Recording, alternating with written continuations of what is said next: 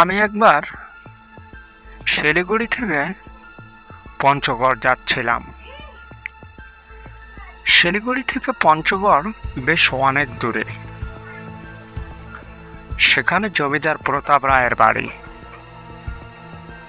আমার পিতার সাথে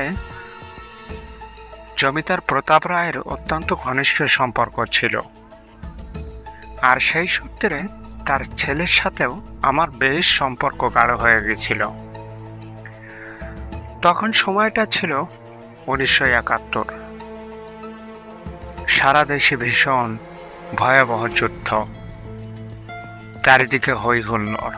আমি রাতের বেলায় যাচ্ছিলাম। ভাবলাম, যদি কোনো দুরাচারী সামনে এসে বেঁধে যায় তাহলে আর এক বিপদে পড়ব। আমি রওনা হয়ে গেলাম। তখন রাত 10টা, 10:30 নাগাদ হবে। আমি রওনা হয়ে জমিদার প্রতাপ রায়ের বাড়িতে যে রাতের খাবার শেষ করলাম। রাতের মেনু ছিল অত্যন্ত মজাদার। খাওয়া দাওয়া শেষ করে তখন রাত 2টো বাজে। আমি রওনা হয়ে গেলাম। জমিদার প্রতাপ রায়ের পুত্র সুভাষ রায়, সে আমাকে অত্যন্ত রিকোয়েস্ট করলো যে তুমি থেকে যাও আজ রাতের মতো, কাল না হয় সকালে যাবে। তখন আমি আর থাকলাম না, আমি রওনা হলাম। রাত্র গভীর, মাটির রাস্তা, পথে ঘাটে কোনো গাড়িও নেই। ধূসর মরুভূমির মতো বিল। আমি রওনা হয়ে গেলাম। চলতে চলতে বেশ অনেক দূর পর্যন্ত পৌঁছে গেলাম। সামনে বিশাল এক বাগান।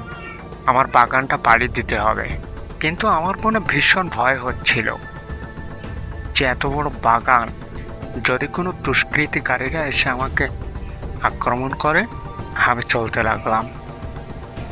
হঠাৎ করে সামনে দেখি চারিদিকটা বেশ ঘোলা ঘোলা হয়ে আসছে, ধোঁয়ায় ভর্তি হয়ে গেল চারিদিক। এত পরিমাণে ধোঁয়া, নিজের শরীরটা পর্যন্ত দেখতে পাচ্ছিলাম না। আমি ভাবলাম, এখানে কেউ কি কিছু জ্বালালো? আমি চারদিক নজর রাখতে লাগলাম এবং ভয়ে ভয়ে এগিয়ে যেতে থাকলাম। ভাবলাম, যদি কোনো দুষ্কৃতিকারী এসে আক্রমণ চালায় তাহলে কি করব। একটি ছুরিও রাখলাম হাতের নাগালে, অর্থাৎ মাজায় গুজে তুলাম। আমি আসতে থাকলাম। হঠাৎ করে সামনে কেমন যেন একটা দেখা যাচ্ছে, দূরে কেউ একজন বসে আছে। আমি এগোতে সাহস পাচ্ছিলাম না, কিন্তু লোকটি আসলে কে ছিল আমার জানা নেই। একটু সামনে এগিয়েই দেখি যে সে কোনো পুরুষ নয়, একজন মহিলা। আমি তার কাছে এগিয়ে গেলাম, বললাম, এই যে শুনছেন, আপনি এত রাতে এই জঙ্গলের ভিতরে কি করছেন? তখন মেয়েটি কোনো উত্তর দিল না। আমার মনের ভিতরে বিভিন্ন প্রশ্ন জাগতে লাগলো যে সে কেন উত্তর দিচ্ছে না। আমি আবার তাকে ডাকলাম, সে কোনো উত্তর দিল না। আমি বললাম, হয়তোবা সে কানে শোনে না, অথবা বোবা, কিছু একটা তো হবেই। তাহলে এমন গম্ভীরভাবে বসে থাকবে কেন এই জঙ্গলের মাঝে? পাগল ছাগল নয় তো? আপনি নানান প্রশ্ন আমার মাথার ভিতরে ঘুরপাক খেতে লাগলো।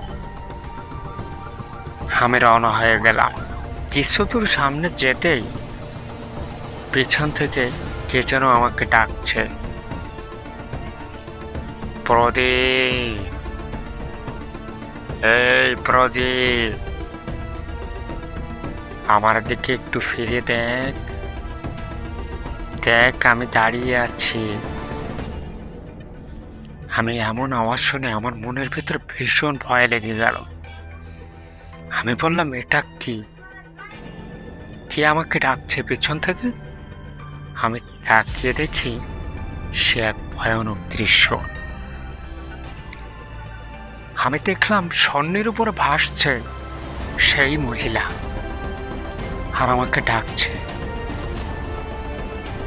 আমি ভীষণ জোরে দৌড়ছিলাম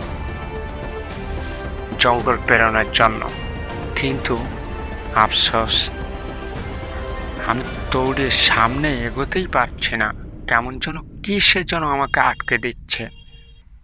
আমি যত সামনে এগোয়ে যাচ্ছি ততই আমার মনে হচ্ছে যেন পিছন থেকে কেউ টেনে ধরছে। আমি ভীষণ জোরে চিল্লানি দিলেও সে আমাকে ছাড়ল না। সে যখন আমাকে তার দিকে টানতে থাকলো, আমি সর্বস্ব শরীরে শক্তি দিয়ে আমি নিজেকে একটি কাঁচের সঙ্গে পেঁচিয়ে ধরলাম। এক পর্যায়ে আমার শক্তি শেষ হয়ে এলো। আমার মনে পড়ল ছুরিটার কথা। আমি ছুরিটা বের করলাম, বের করেই তার হাতে মেরে দিলাম। ভীষণ লম্বা করে হাত আমাকে টেনে ধরেছিল। হাতে মারার সঙ্গে সবুজ রঙের কিছু একটা বের হলো, ধোয়া ধোয়া। আমাকে ছেড়ে দিল। আমি দৌড় দিলাম ভীষণ জোরে। দৌড়ে আমি যে কোথায় যাব ভেবে পাচ্ছিলাম। হঠাৎ করে সামনে দেখি একটা মিট মিট মিট মিট করে একটা আলো জ্বলছে। আমি সেই বাড়িতে প্রবেশ করলাম। আমি আর্তনাদের সঙ্গে বললাম, এই যে বাড়িতে কেউ আছেন, বাড়িতে কেউ আছেন, আমাকে একটু সাহায্য করুন প্লিজ, আমাকে একটু সাহায্য করুন। তখন ওই বাড়ির ভিতর থেকে একজন হারিকেন ধরিয়ে এক বৃদ্ধ মিট মিট মিট মিট করে আলো জ্বলতেছে বেরিয়ে আসলেন। একটা ভয়ানক আওয়াজ, তার কণ্ঠস্বর মনে হচ্ছিল কোনো একটা অচেনা আওয়াজ, যা ছিল ভীষণ ভয়ঙ্কর। সে আওয়াজের কথা মনে করলে এখনো আমার শরীর শিউরে ওঠে। আমি বললাম, দাদু আমাকে একটু থাকতে জায়গা দিন না, আমি ভীষণ বিপদের ভিতরে আছি। সে আমাকে কর্কশ আওয়াজে বলল, একটা গম্ভীর মেজাজে, এসো ভিতরে এসো, আমি তো এতদিন তোমার জন্যই অপেক্ষা করছিলাম। আমি কথার কোনো মাথা মুন্ডু বুঝতে পারলাম না। আমি ভিতরে চলে গেলাম। আমি বললাম, দাদু আমি আজ রাতটা এখানে থাকতে পারি? সে বলল, ঠিক আছে, কোনো ব্যাপার না, শুয়ে পড়ো, অনেক রাত হয়েছে। আমি তো ভয়ে আমার মনেই হচ্ছে না যে ঘুম আসবে। আমি কোনো মতে চোখ বুঝলাম। চোখ বোঝার সঙ্গে সঙ্গেই দেখি ওই সেই হায়না আমার ঘুমের ভিতরে আমার গলা চেপে ধরেছে। আসলে কি সত্যিই আমার গলা চেপে ধরেছিল? আমি তাকিয়ে দেখলাম, তাকিয়ে দেখি ওই সেই বৃদ্ধ, কি ভয়ঙ্কর চেহারা, আমার গলা চেপে ধরে আমার বুকের উপরে বসে আছে। আমি নড়তেই পারছি না। আমি ওই বৃদ্ধকে আমার কোমরের যে ছুরি ছিল, ওই ছুরিটা মাথার কাছে রেখেছিলাম, আমি সেটা তাকে দেখালাম। আমি শুনেছিলাম যে ভূত প্রেত আত্মা তারা নাকি লৌহের ভয় পায়। আমার সেই কথা মনে পড়ে আমি সেই ছুরিটাকে সামনে ধরলাম। সে এক লাফ দিয়ে আমার বুকের উপর থেকে সরে পড়ল। আমি সেই রাতে আবার দৌড় দিলাম। দৌড়াতে দৌড়াতে আমি এত স্পিডে দৌড়াতে থাকলাম, দৌড়াতে দৌড়াতে এক পর্যায়ে আমি একটি কাঁচের সঙ্গে বাড়ি খেলাম, খেয়েই লুটিয়ে পড়লাম মাটিতে।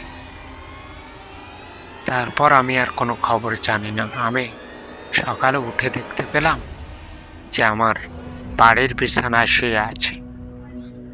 তখন আমি জিজ্ঞাসা করলাম, আমি ওখান থেকে আসলাম কিভাবে? আমার মা বললেন, তোমাকে খুঁজতে গেছিল তোমার বাবা, তোমার এত রাত হয়ে গেল, তুমি আসলে না তাই। আসলে বাবা মায়ের মন তো সন্তানের কিছু হলে ছটফট তো করবেই। আমি স্রষ্টাকে ধন্যবাদ জানালাম। তো বন্ধুরা, আমার গল্পটি কেমন লাগলো? যদি ভালো লাগে তাহলে লাইক, কমেন্ট এবং সাবস্ক্রাইব করতে ভুলবেন না। ধন্যবাদ সবাইকে।